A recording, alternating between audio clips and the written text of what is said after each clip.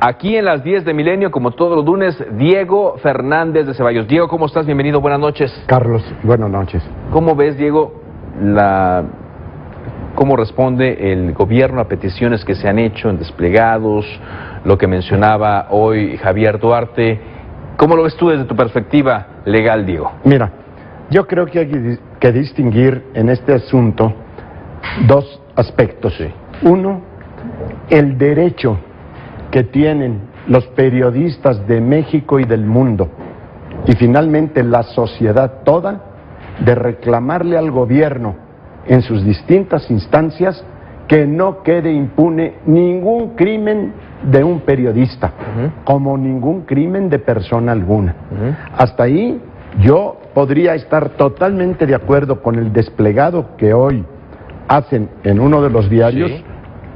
100, 200 periodistas Sí, de serían México como y del más mundo. Exactamente, que Bueno, hablan, le escribieron una carta al presidente Enrique Peña Nieto y otras autoridades. Yo estoy totalmente de acudo, Sí. porque no es admisible que quede en la impunidad un solo asesinato. Pero lo que a mí me parece que no abona a la justicia ni sirve a la sociedad, el que en este tipo de desplegados no se cuide la redacción y que se siga insistiendo que todo asesinato contra un periodista tiene que ser un asesinato contra la libertad de prensa, Sí. y en manos y causado por un gobernante, por un funcionario o por un gobierno de distinto nivel. Y es que esto ocurre, Diego, este desplegado sale exactamente, como decíamos, a un mes de los hechos de la colonia Narvarte, Sí. donde toman como ejemplo o como caso emblemático donde, según los indicios que vemos, el crimen no tiene que ver con la libertad de expresión. Parece que no. Desde luego es un crimen horrendo. Sí, y por sí, por supuesto supuesto, sí. que ni Rubén Espinosa, un fotógrafo de un periódico, Sí. ni las mujeres Sí. asesinadas tenían por qué morir en forma supuesto tan que no, brutal. exacto. Pero no puede aceptarse que tras de un crimen de esta magnitud, ahora se vea como normal, como válido, que salga, por ejemplo, un desplegado que en una parte dice: la Ciudad de México era considerada uno de los últimos lugares seguros para el ejercicio del periodismo. Mataron al periodista aquí y hay dos culpables. Uno, el gobernador de Veracruz, aunque no haya ninguna prueba que lo involucre.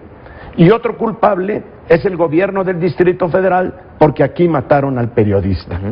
Parece que los indicios de un trabajo bastante serio de la Procuraduría del Distrito Federal, que ya tiene a 2 de los 3 presuntos asesinos, ya los tiene presos, ya los tiene respondiendo ante la ley. Uno de ellos, por cierto, ex policía y como ellos. torturador. Y todo indica que se trata de un asunto de drogas en donde ni siquiera el fotógrafo tenía participación o responsabilidad alguna, como no tenían varias de las mujeres que fueron acribilladas. ¿Qué es lo que dice una investigación hasta hoy conocida?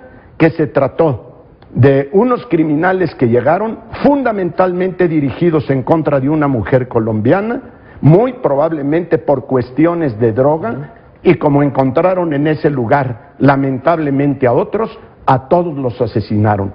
Pero hay que decirlo claro, no todo crimen contra un político es un crimen político, porque ese político pudo haber sido asesinado por un simple asalto, por un lío pasional, por una cuestión Por totalmente muchas, ¿no? diversa.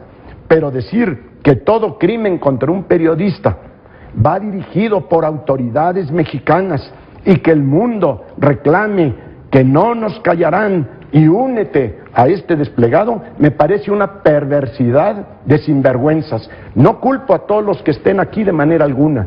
Yo creo que lo hacen de buena fe. Sí, sí. Yo creo que lo hacen con causa justificada. Lo que yo creo es que una cosa es el reclamo de que se investigue y se sancione a los culpables, y otra muy diferente es que ante cada caso de esta naturaleza, de inmediato el prejuicio, la acusación irresponsable, el linchamiento, como dice el gobernador de Veracruz. Yo no lo defiendo, y por supuesto que me horroriza saber que haya 10 o 12 o 15 periodistas asesinados allá y que pueda haber 30 o 40 en los últimos meses o años en la República. Sí. Eso es inadmisible. Pero yo pregunto, si no tiene ninguna culpa el gobernador, en este caso, ¿es justo que se le acribille a través de los medios de comunicación? Si se prueba que el gobernador no tuvo nada que ver, ¿estos le van a ofrecer una disculpa o van a seguir siendo tramposos y cobardes? Es lo que yo pregunto. No estoy en contra de la denuncia, que es procedente, que las autoridades no nos han respondido como deben en la persecución de los asesinos, pero no podemos sumarnos a los linchamientos porque es otra forma de faltar a la verdad, de dañar a la justicia y de violar la ley.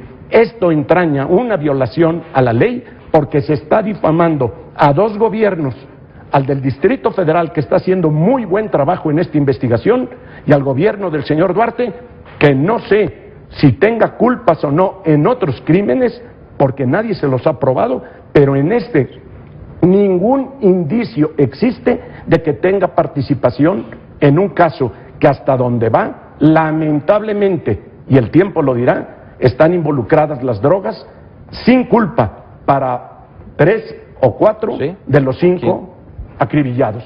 Depende de lo que digan las autoridades, porque dice el procurador que todas las líneas de investigación por ahora están abiertas. Diego, como siempre, un gusto tenerte aquí. Gracias, Carlos. Gracias. Diego Fernández Ceballos en las 10 de Milenio.